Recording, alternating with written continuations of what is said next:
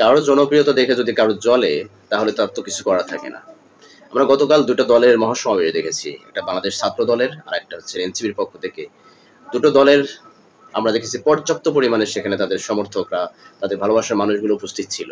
এখন তাদের এই অবস্থান দেখে কোনো একটি মহলের, কোনো একটি দলের, কোনো একটি পরাশক্তি জ্বলা শুরু করে দিচ্ছে।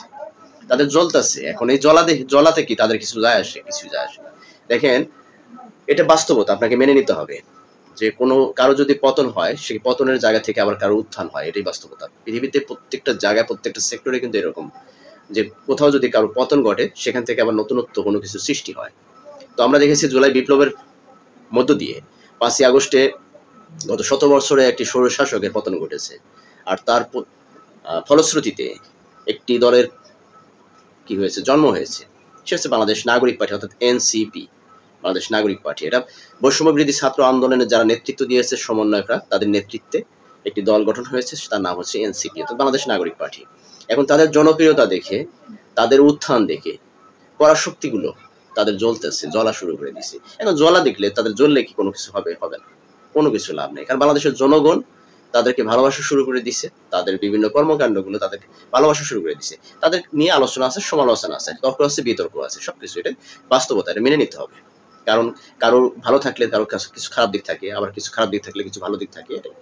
তো এনসিপির যে জনপ্রিয়তাটা দিনে দিনে মানুষের মাঝে ছড়িয়ে দেওয়ার জন্য তারা যে পদক্ষেপগুলো নিচ্ছে, বিশেষ করে গতকালের যে তাদের বর্ষপূর্তি অনুষ্ঠানের মধ্য দিয়ে তারা যে ২৪টি ইশতেহার তারা প্রকাশ করেছে, সেই ২৪টি ইশতেহারের মধ্য দিয়ে তাদের যে ভবিষ্যৎ পরিকল্পনা, তাদের ভবিষ্যৎ চিন্তা ভাবনা, দেশকে নিয়ে, দেশের রাজনীতি নিয়ে, দেশের আইন শৃঙ্খলা নিয়ে, বিচার ব্যবস্থা নিয়ে, মানুষের ন্যায্য দাবি আদায়ের লক্ষ্যে যে সমস্ত পদক্ষেপগুলো তাদের স্বাস্থ্য খাতে, চিকিৎসা খাতে, বস্ত্র খাতে, বিভিন্ন ক্ষেত্রে, আইন শৃঙ্খলা প্রশাসন ক্ষেত্রে হাতে, এবং বিচার ব্যবস্থার ক্ষেত্রে, সকল ক্ষেত্রে তাদের যে চিন্তা ভাবনা বা তাদের যে ভবিষ্যৎ পরিকল্পনা, এটা তারা প্রকাশ করেছে। এটাকে অনেকে স্বাগত জানিয়েছে, অনেকে বলছে যে এটা তাদের একটা সুন্দর একটা তাদের ইশতেহার। এই ইশতেহারের মধ্য দিয়ে তারা যদি এটাকে প্রতিষ্ঠিত করতে পারে, বা এই ইশতেহার যদি তারা বাস্তবায়ন করতে পারে, তাহলে হয়তো বা এনসিপি বাংলাদেশে একটি জনপ্রিয় দলে পরিণত হতে পারে। এটি স্বাভাবিক।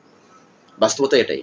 আমরা দেখেছি পাকিস্তানে, এটা দেখেছি পিটিআই, ইমরান খানের একটি ছোট্ট একটা দল ছিল, কিন্তু অল্প দিনের ভিতরে এতটা জনপ্রিয় হয়ে গেছে যে এটা, যে পিটিআইয়ের সাথে সাবেক পুরাতন দুটা বা তিনটা দল মিলে এখন সে পিটিআইয়ের সাথে কিন্তু কি বলতে কম্পিটিশনে পারতেছে না।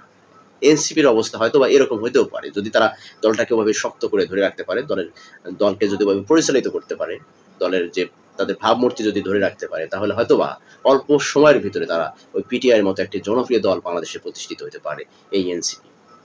এটা দেখে জ্বলার কোনো কিছুই নেই, এটা বাস্তবতা। পৃথিবীর ইতিহাসে অনেক আমরা দেখেছি যেখানে কোনো কিছু পতন ঘটেছে, সেখান থেকে আবার কোনো কিছু উত্থান হয়েছে। এটা বাস্তবতা, মেনে নিতে হবে আপনাকে, আমাকে, সবাইকে মেনে নিতে হবে, এটাই বাস্তবতা। তো পৃথিবীর এটাই ইতিহাস। রাজনীতির উত্থান পতন, এটাকে যদি কেউ না স্বাভাবিকভাবে না নিতে পারে, তাহলে তারা রাজনীতি করার কোনো অধিকার বা রাজনীতি করার কোনো কোনো চেষ্টা করে কোনো লাভ নেই, এটাই বাস্তবতা। তো আমরা দেখেছি বাংলাদেশের সবচেয়ে একটা বৃহত্তর মানে দল, যেটা সবচেয়ে পুরাতন একটি দল, বাংলাদেশের আওয়ামী লীগ ছিল, যার নেতৃত্বে বাংলাদেশ স্বাধীন হয়েছে। আজকে সেই দলটাকে বাংলাদেশের মানুষ তার নাম শুনতে পারে না। ভারতের সবচেয়ে পুরাতন দল কংগ্রেস, উপমহাদেশের সবচেয়ে পুরাতন একটি দল কংগ্রেস, সেই কংগ্রেস প্রতিষ্ঠার মাধ্যমে বাংলাদেশে ভারত উপমহাদেশ স্বাধীন হয়েছিল ব্রিটিশদের হাত থেকে।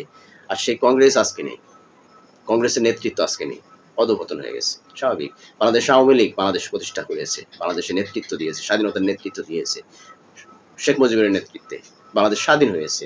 আজকে সেই বঙ্গবন্ধু শেখ মুজিবুর রহমানকে বিভিন্নভাবে অপদস্থ করার চেষ্টা করতেছে, নানানভাবে। কারণ এটা সময়ের স্রোতে, সময়ের পরিবর্তনের সাথে সাথে, রাজনৈতিক প্রেক্ষাপট পরিবর্তনের সাথে সাথে সবকিছু এরকম পরিবর্তন হয়ে যায়, এটা বাস্তবতা। তো আমাকে আপনাকে এটা মেনে নিতে হবে যে আসলে কারো উন্নয়ন দেখে বা কারো উন্নতি দেখে জ্বললে হবে না, তাকে সমর্থন দিতে হবে, ভালোবাসা দিতে হবে।